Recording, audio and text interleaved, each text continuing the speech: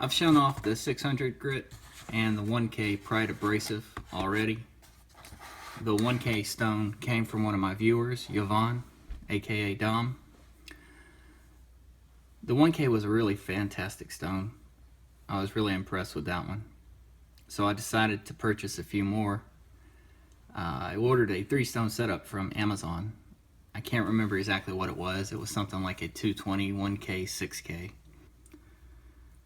Whatever it was, the order came back within like 24 hours saying it was canceled. Well, I didn't cancel it, so I was confused. When I started digging into it, it turns out the Amazon store where I bought it from no longer had the 3-stone setup in stock. I've been emailing Spencer Bess at Pride Abrasives a few times, and we already had a communication going. If you don't know who Spencer is, he and his family own and operate Pride Abrasives in Wisconsin. After I got the order canceled, he made mention that if I wanted a bright mirror polish, I should definitely check into their 10K stone.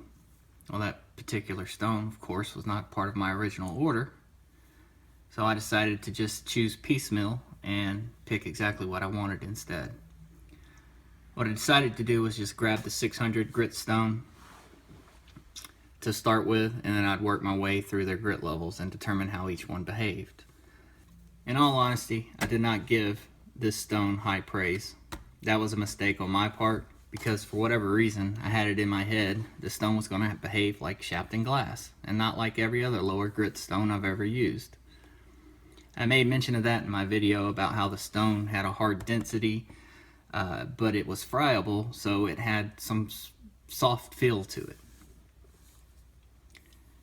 In defense of the stone, there are many friable stones that I enjoy. The Sahara Cerax 700 grit, the Sahara Chemical 320, Shapton Pro 320, even the Naniwa Pro 600. So the idea of a low grit stone that is super hard is unrealistic. I can only think of the Shapton glass in terms of water stones that has such a characteristic. You know, of course, oil stones behave that way, and that might actually be where my mindset came from. I was using the Kyoto 150 oil stone along with the Pride stones, so my brain was kind of comparing apples to oranges.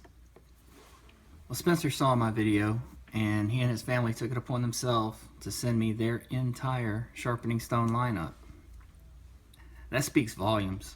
For a company to put their product in the public eye in the hands of someone who wasn't drooling over their initial impression, it takes courage. I'm telling all this information to you guys to come to the point that even though they sent me all these stones free of charge, everything I find out about them will be honest. Just because a characteristic of a stone may not be something I personally like doesn't mean it may not be something you like.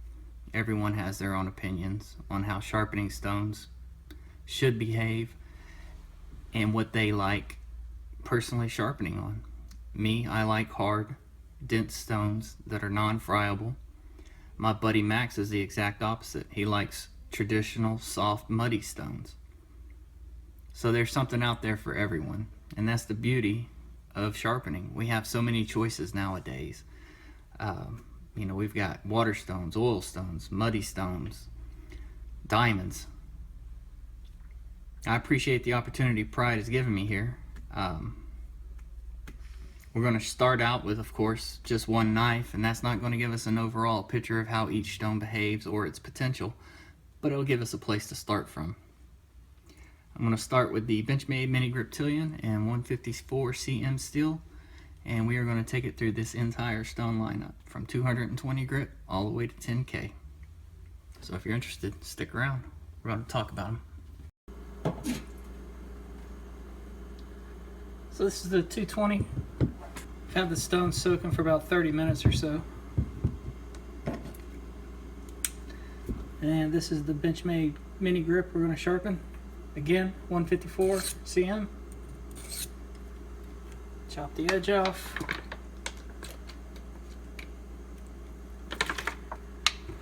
Just look at the characteristics of the stone real quick.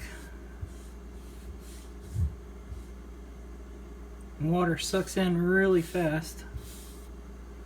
All that water I put on has already went right through the stone.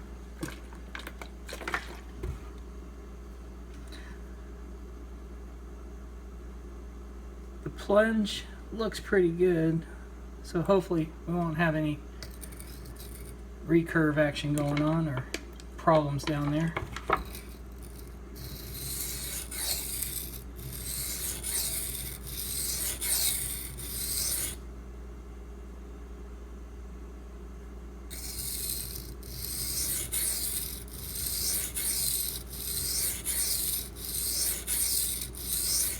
And I did remember to get a microscopic view of this starting edge.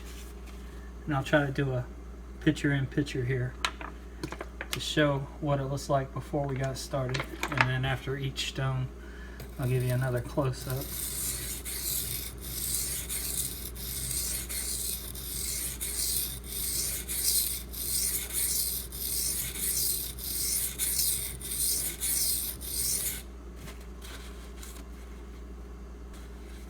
This is definitely a 220 grit stone. It sure is cutting quick. I've got a burr on most of the edge except the base.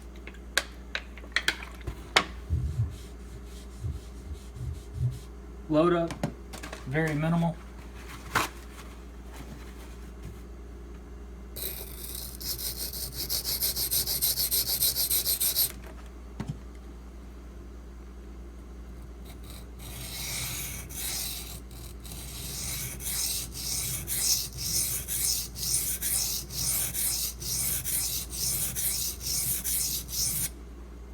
I'm getting a little bit of stone grit coming off. It's like a fine sand, but it's not real heavy.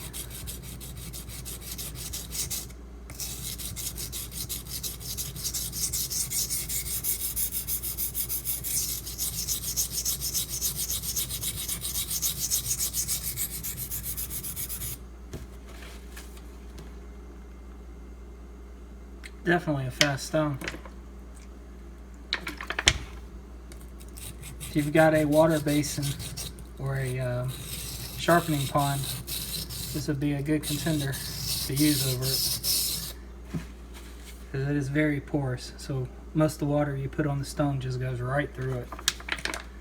I'm sure you guys can see as much water as I'm applying.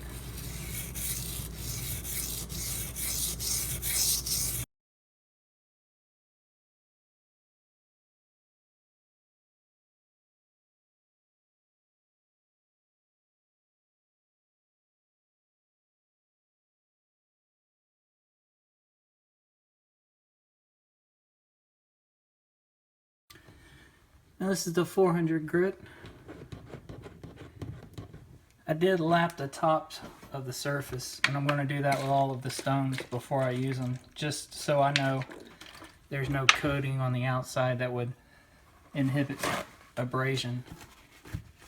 So, did the close-up of the 220 edge. This should help start cleaning things up.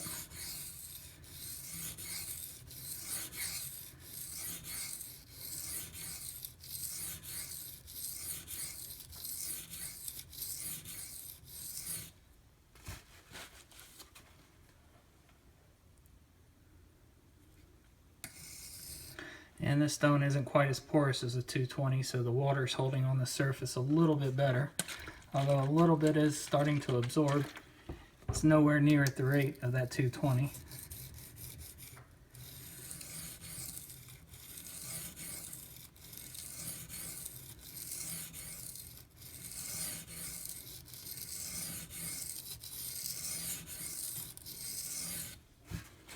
Seems like most real low grit stones do that. They get really porous. And water just goes right through them.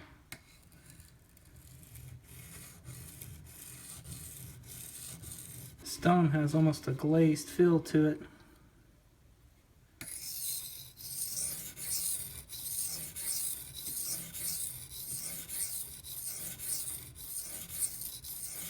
Well, I've definitely got a burr built up. I'm going to go ahead and generate a little slurry to see if I can help get this scratch out of the base.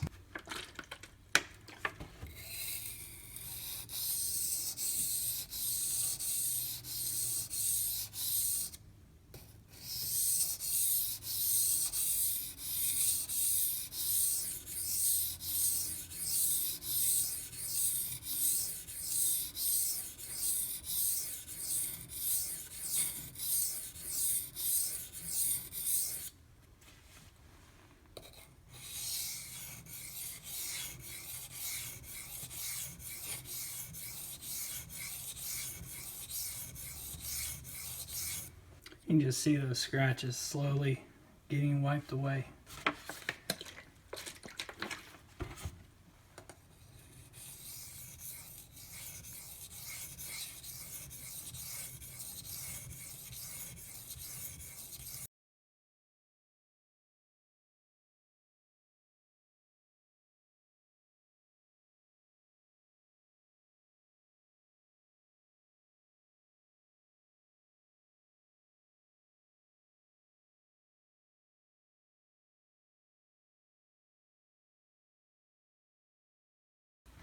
Next up, we got the 600 grit.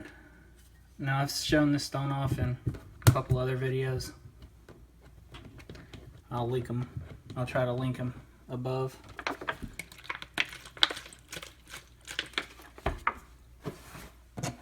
This is a very fast stone.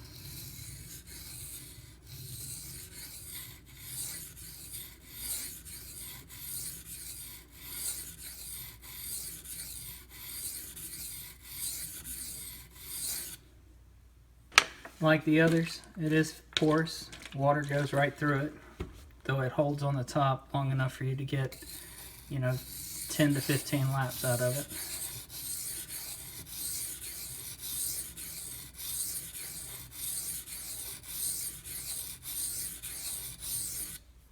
So that's not a problem.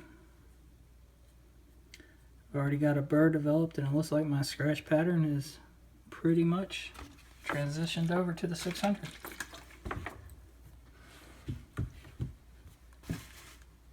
Go ahead and flip, do the same thing to the other side.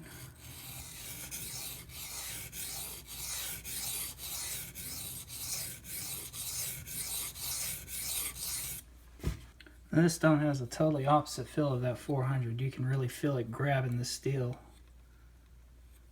And I've already got the burr flipped, and scratches are looking good, so I'm going to go ahead and do some finishing passes.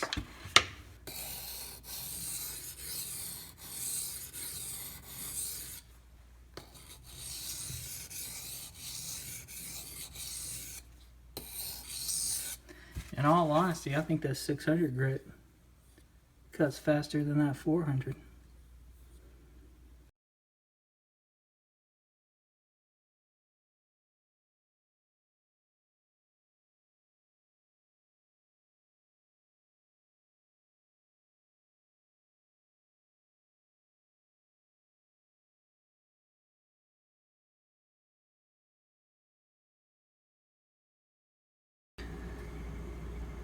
So this is the 1K stone. Again, I've shown this off in other videos, so if you're curious, I'll try to link it above.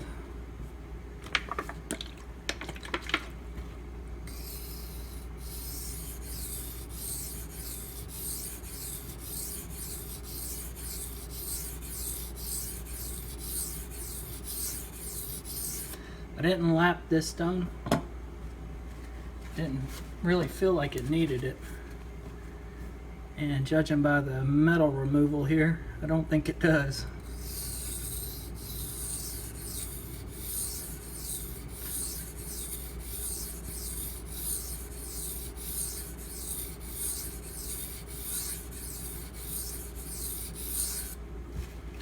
This stone cuts really, really well. Very low pressure. Got a tiny, tiny little burr formed. I'm going to go ahead and switch over to the other side.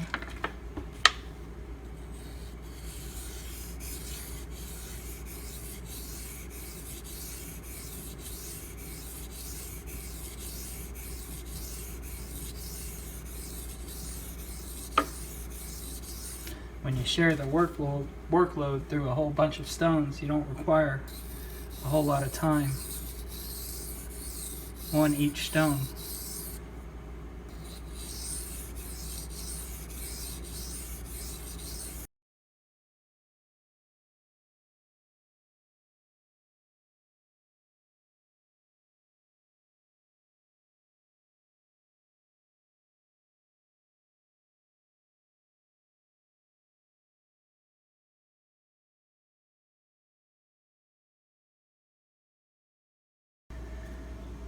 This is the 3000 grit. Now we're starting to get into territory I'm really interested in seeing. I want to see how these higher grit stones polish, as well if they're friable. So far the lower grit stones have performed admirably. Not super muddy. They cut really fast with very little pressure. And the knife is really sharp. I ought to test it, but I'm not going to because I don't want to mess the edge up.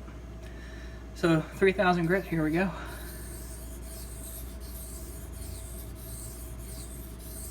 First impressions, it feels very much like the Naniwa Pro 3K. It's just got a little more of a gritty feel to it, but the softness that the Naniwa Pro 3K has, as well as the density, is there. So is the smoothness and the feedback. Just feels a little bit grittier, a little bit coarser.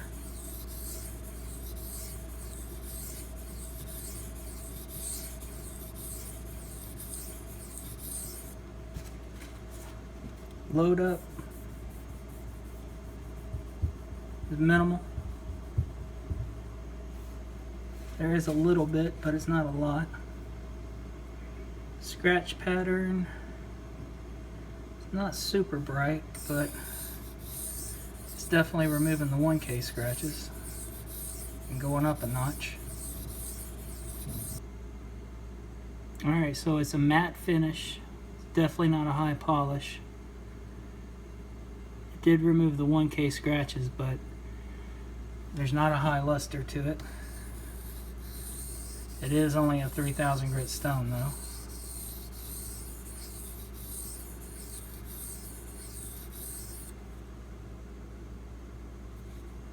You can still see a bit of a hiccup down here in the base of the edge as usual.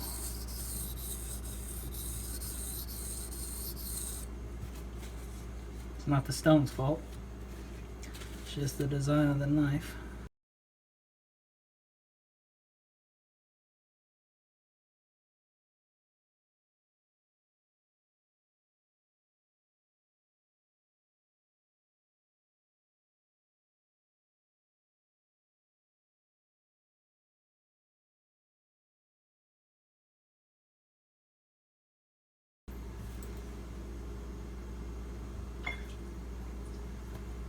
Magnified shot of the 3000 grit. This is the 6000. But the magnified shot of the 3K showed a little bit on the shoulder where I didn't quite get the scratches out. So I'm going to pay a little extra attention on this 6K stone. So here we are with the 6000 grit.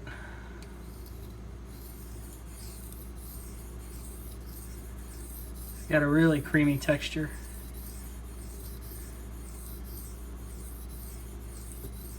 This one also reminds me of the Naniwa Pro 3K.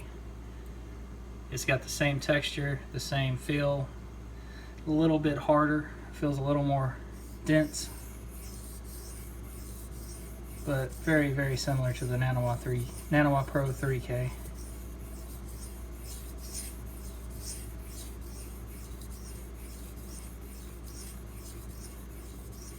Now you guys may hear me go off angle using this stone a little bit.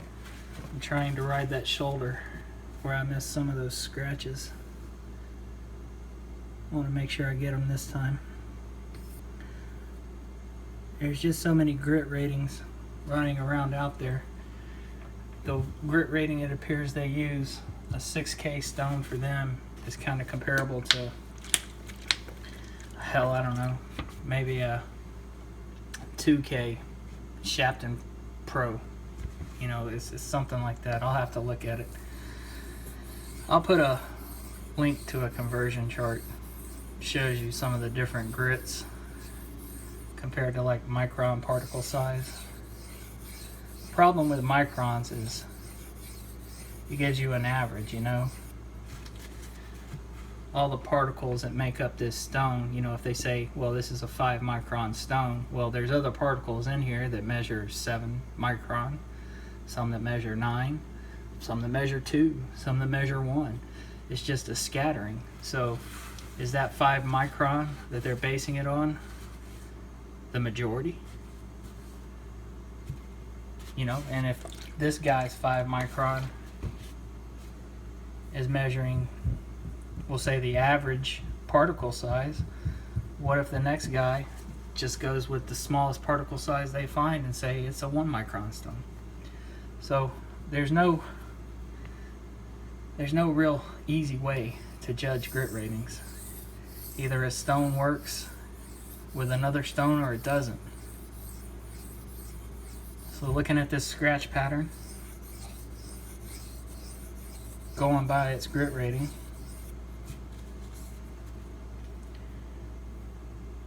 I'd be happy to use this stone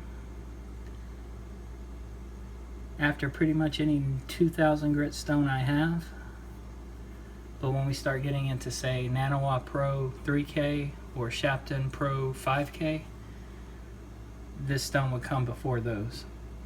So I would use this stone before I use my Shapton Pro 5K. So you just gotta know what you're working with, know what it can do in comparison to your other stones, and work off of that, really.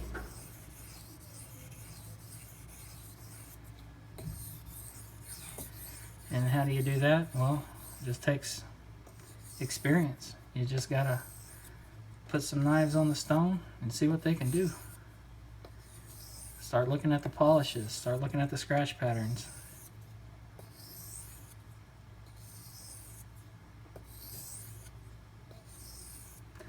Now we're starting to get a little bit of a luster. Again, it's not super high, still got a matte kind of finish, but it is starting to come out.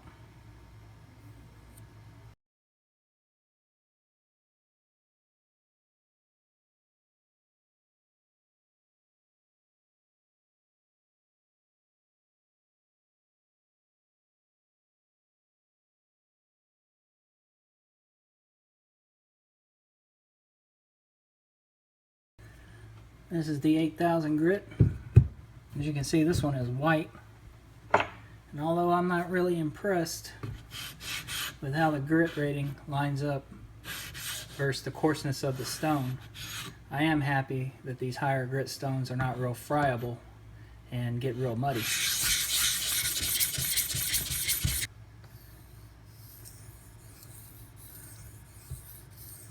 And immediately it's peeling off steel. I got something on the stone, a little fuzzy or something.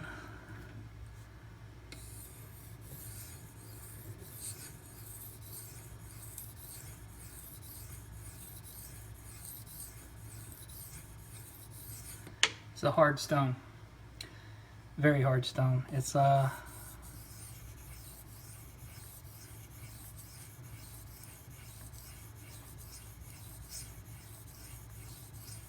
This reminds me of my Shapton Pro 2000 grit.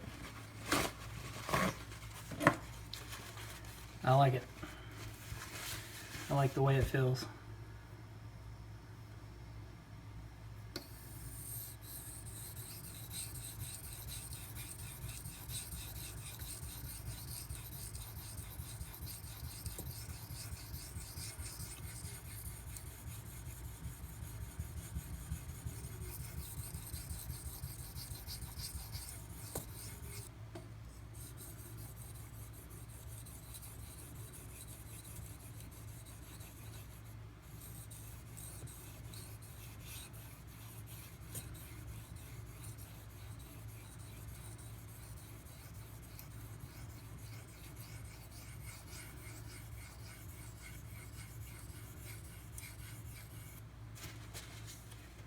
So you can see we're getting some load up.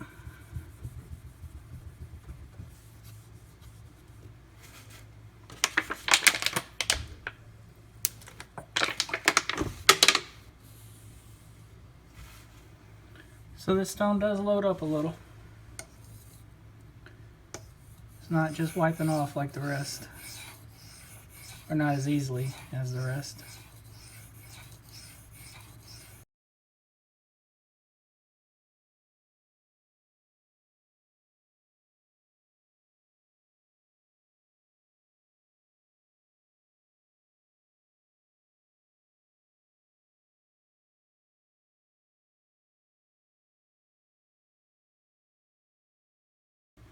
I did want to show this.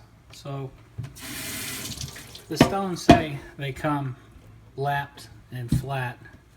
Now I'm lapping this with an Atoma 140, 120, whatever their plate is. And as you can see, there is a low spot directly in the middle.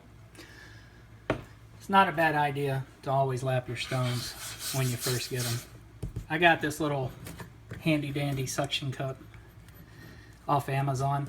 Just allows me to grip my plate.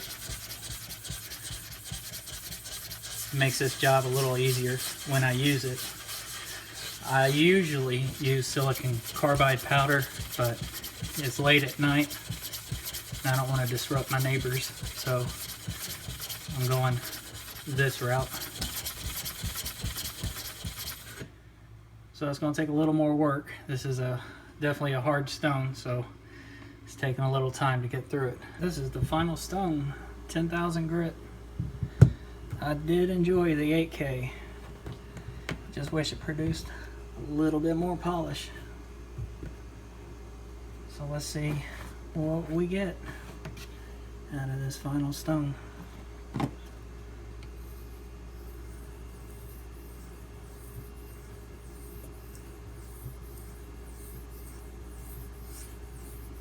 Super hard stone. This reminds me of the Shapton Pro 5K. Very hard. Very bright finish too. This I think is going to be on par with the Shapton Pro 5, maybe 8K in terms of polish.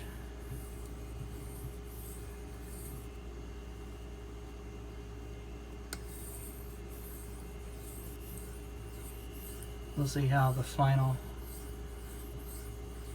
polish looks when everything's said and done. I don't know if you can see this load up on the stone, but there is very, very little steel being deposited. This is producing a very bright finish too. Yep, I'm already in love with this one. I don't know how well this will pick up again, but I will make an attempt to show you guys.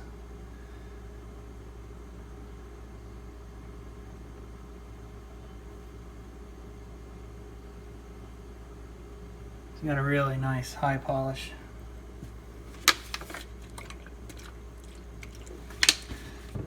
Obviously there are stones out there that can do better and go even higher, but that is very satisfactory for anything I would have a need for.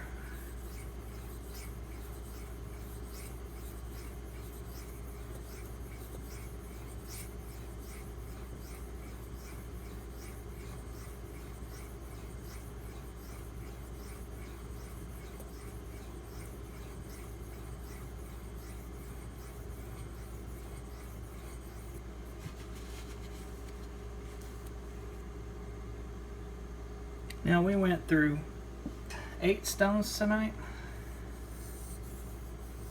Obviously you don't have to have or go through this many stones to 1, get a sharp edge, and to 2, get this high of a polish. A simple 3-stone setup should get you. I'm going to have to play around obviously with all of these stones and see which ones have a really nice synergy. If you could say go from the 1K straight to this 10K, man, that would be excellent.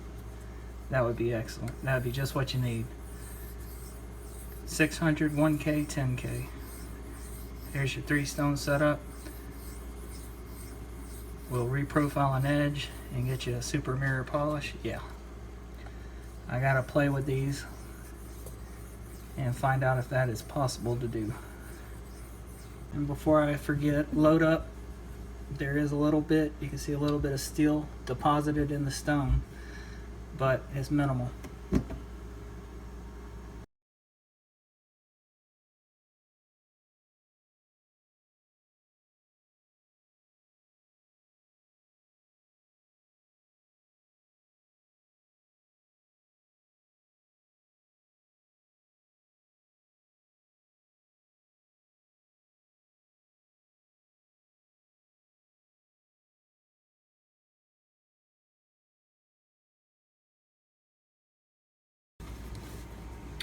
So here is the edge, just eyeballing.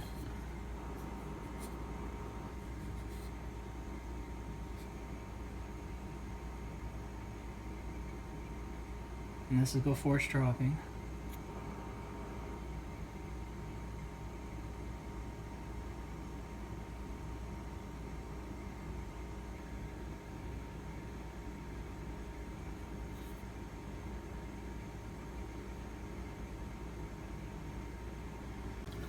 So tonight we are going to strop with the knives Plus Strop Block with white compound. This is one of my favorite strops right here.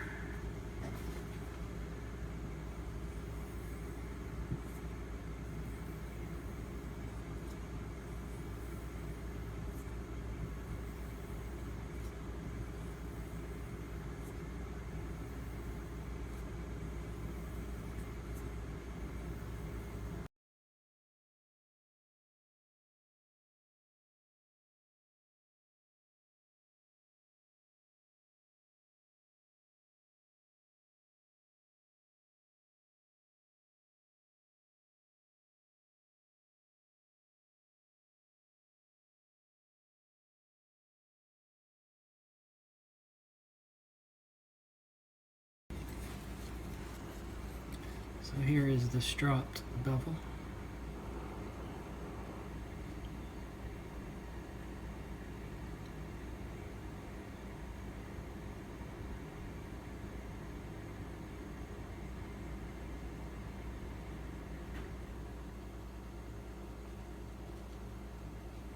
This took a really nice polish, it really did. Going through all those stones helped, obviously.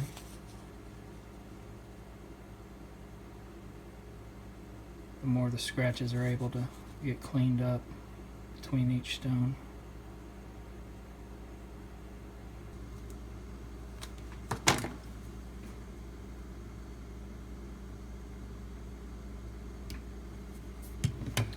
$85.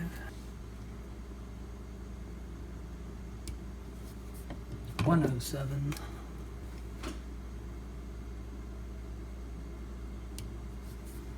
$90. Doing the average came out to 94. That's not bad at all. Double digit numbers. I'll take them all day and every day.